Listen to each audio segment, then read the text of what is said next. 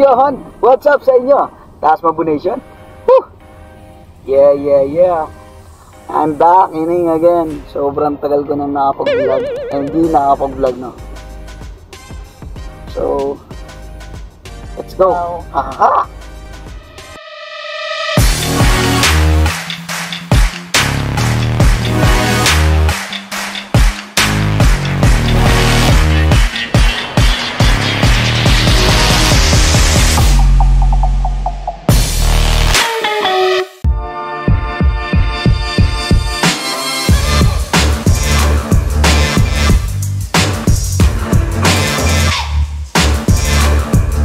Lahat na nakakarimarim sa buhay ko ngayon.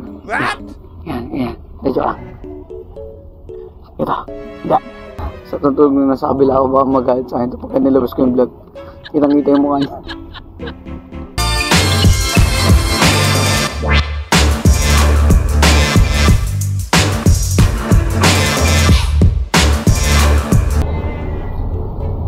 Ano nangyari sa iyo, Bia? Bia, nanahimik ka na, Bia. Nagkatahimik mo yung Bia. Ayro, nasan ka na Ayro? Happy lang kami. Sawa sa babae, mga lalaking manloko. Ay, wala tayong pera. So, Yohan, what's up sa inyo? Taas Mabu Nation? Woo! Yes! Alam ko marami akong utang na kwento sa inyo at alam kong maraming nang naganap sa atin na hindi ko pa naikukwento sa inyo. At nandito tayo ngayon sa Calawag, Quezon. We are going to Bicol right now with the team UGB. Siyempre, walang iba kundi si Papa Goat at si Ma'am Perla, si Bea at si Doc J. Samahan nyo. Punta natin sila dito. Doc J, hi to my vlog. Okay? What can you say about our ride? We're having fun. I'm so tired. First palamig ko sa Hello pa? taray ng tanker. Ano ba yan? Kamusta ano dyan?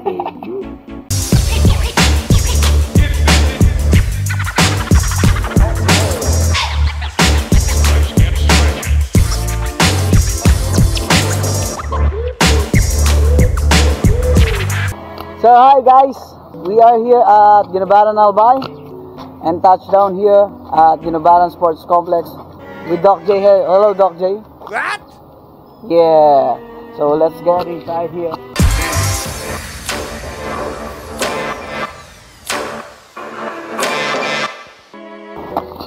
Ano pa, kamusta? Okay lang.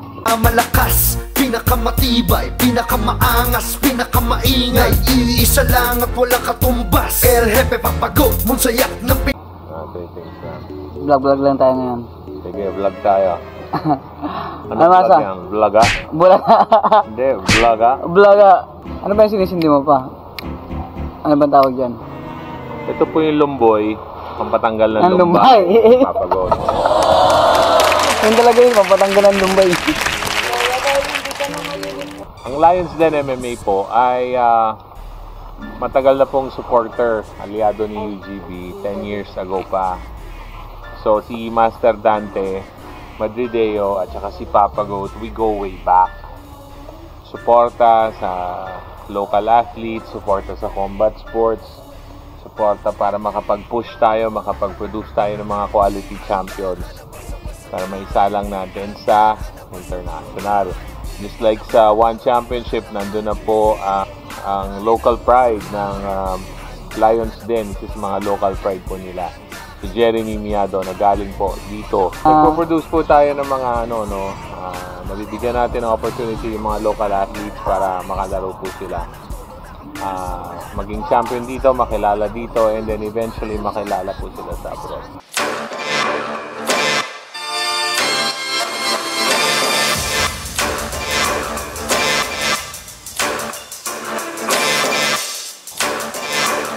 So Yohan, what's up sa inyo?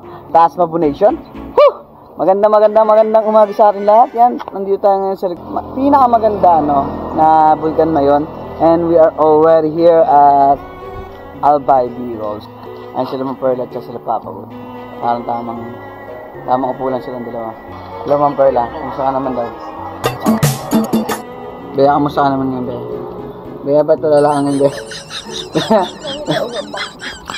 Ipapagot mo, sumasakit ng ulo. Ba't sumasakit ulo mo pa? Hindi siya nakatulog dahil sa ito, hindi siya nakatulog. Doc J, that's your favorite food? My favorite. Our favorite. We-prepare lang kami para sa weigh-ins, no, ngayong araw. So, hi! Let's go!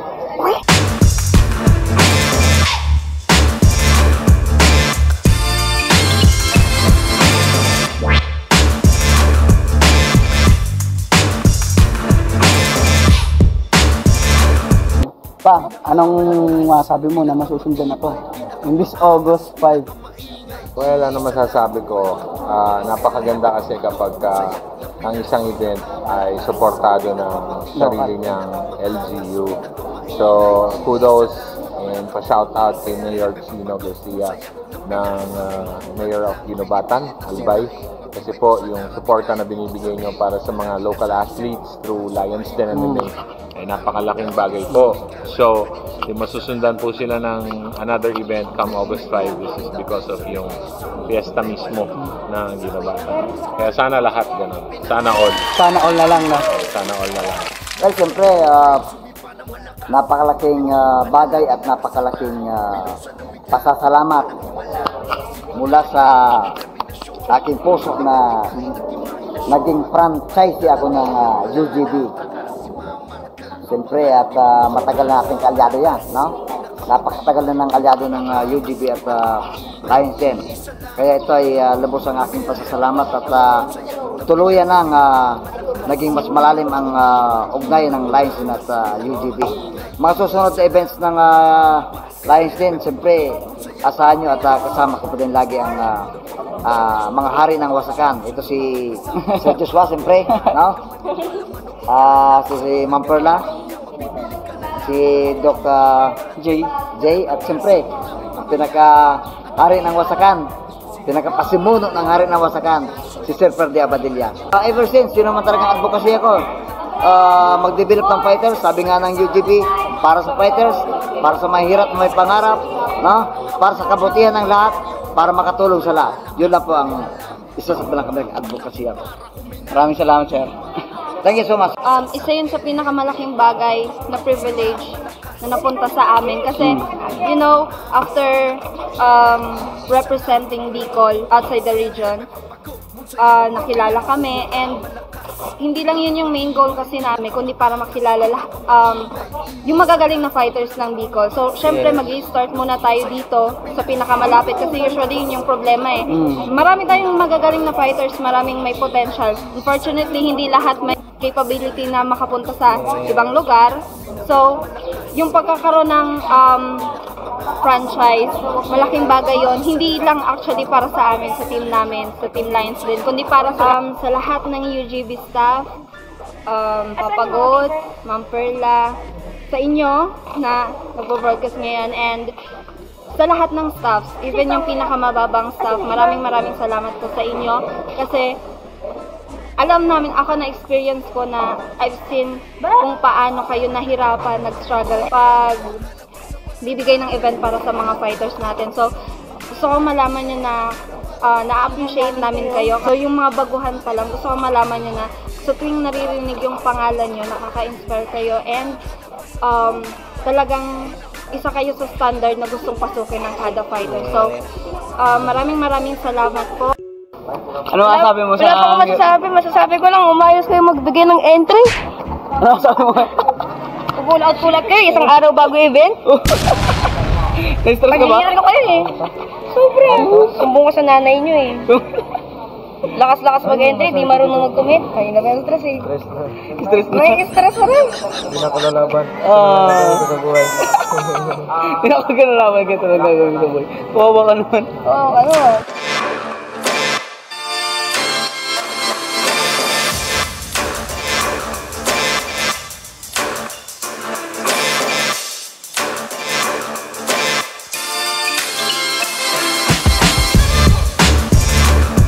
So yo, What's up sa inyo?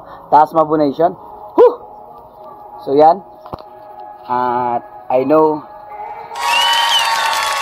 ang dami kong utang na kwento sa inyo guys. Sobrang dami. Dahil halos ilang buwan, halos mag-iisang taon na rin no, nung last na nag-vlog ako at gumawa ako ng content. Gusto ko lang una magpasalamat kay Lord dahil sa mga magandang nangyayari sa inyo.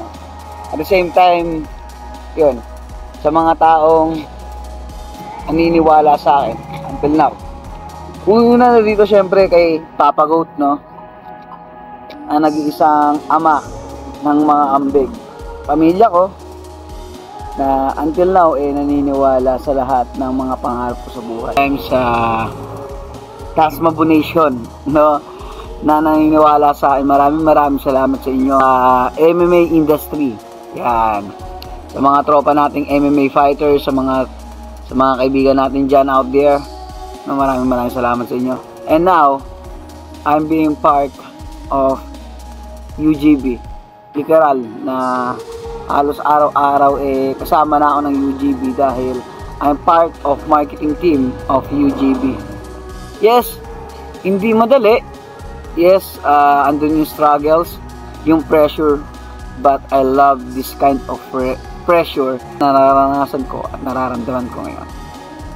At gusto ko lang ibahagi sa inyo, baka makapulot kayo ng inspirasyon, my journey and my story behind this camera. Hindi matatapos dito. UGB and Papa Goat and Ma'am Perla Tagakay give us opportunity to showcase what I have now, which is content creation and marketing strategy. So maraming salamat po. At maraming salamat po sa inyo. Mula sa puso ko po yun. Ewan ko, siguro grabe lang yung galak na nararamdaman ko ngayon to share with you. At yun, maraming salamat sa Lions Den MMA, kay Master Dante, at kay Franz Brutas, kay Kit, maraming salamat. Kay John Brutus, maraming salamat din. I miss this kind of energy, Kaya, alam niyo na. So, ingat, God bless. Right, si mga kapadyak. I am Taas Mabu TV. Thank you, Lord. God bless. And I love you all. Let's go.